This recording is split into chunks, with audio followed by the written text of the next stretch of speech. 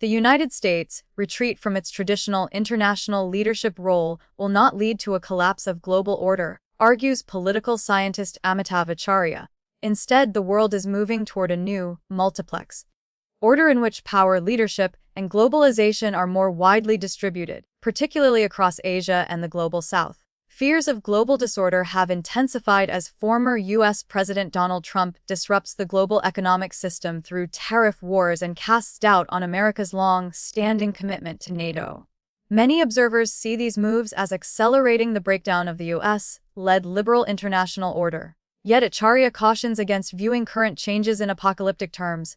Following the 2008 global financial crisis, many liberal internationalists believed U.S. primacy would endure and that the little order would adapt and absorb challengers such as China. Trump's return to power, however, has reinforced claims that not only the liberal order but the very idea of world order is under threat. Acharya argues this assessment is overstated. Trump, he contends, did not create the current crisis but accelerated forces that had already weakened the old order. Importantly, globalization is not disappearing. Rather, it is evolving and shifting eastward. While traditional institutions of global governance were already losing relevance, new forms are emerging and are likely to gain importance in the post-Trump era. No major power has yet fully embraced Trump's reciprocal tariffs or his rejection of multilateralism. Beyond Western dominance, Acharya challenges the assumption that global order depends solely on Western or U.S. dominance. Many of the core principles of international order, sovereignty, territorial integrity, free trade, diplomacy, and humanitarian norms, originated from diverse civilizations and regions. These ideas shaped the post-Second World War order with substantial contributions from the global South. Countries such as India, South Africa, and Indonesia have played key roles in supporting international norms. Most global South nations condemned Russia's invasion of Ukraine and have been even more vocal than Western states in criticizing Israeli actions in Gaza, increasingly described as genocide.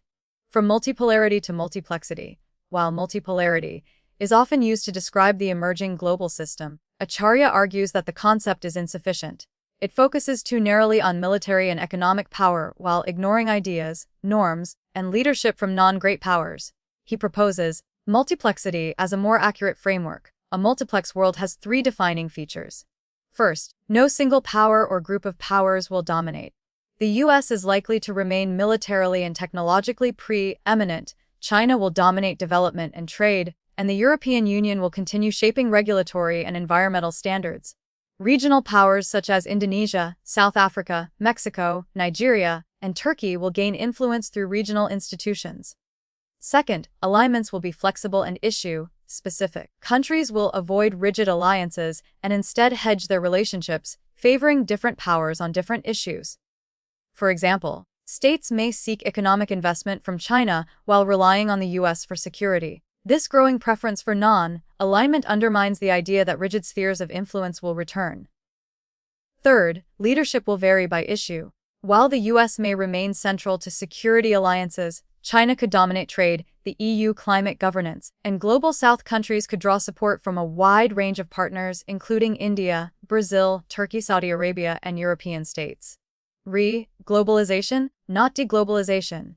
Acharya argues that globalization is entering a new phase rather than ending. The era of hyper-globalization, driven largely by Western economies, has faded amid trade weaponization and geopolitical rivalry. What is emerging instead is re-globalization, increasingly led by Asia. Asia generated 57% of global GDP growth between 2015 and 2021 and now accounts for 42% of global GDP at purchasing power parity. The region represents more than half of global trade, with intra-real trade making up 57% of total trade in 2022, second only to the European Union. Trump's tariff policies could disrupt Asia's growth, particularly for export-dependent economies such as Vietnam, South Korea, Taiwan, Mexico, and the EU.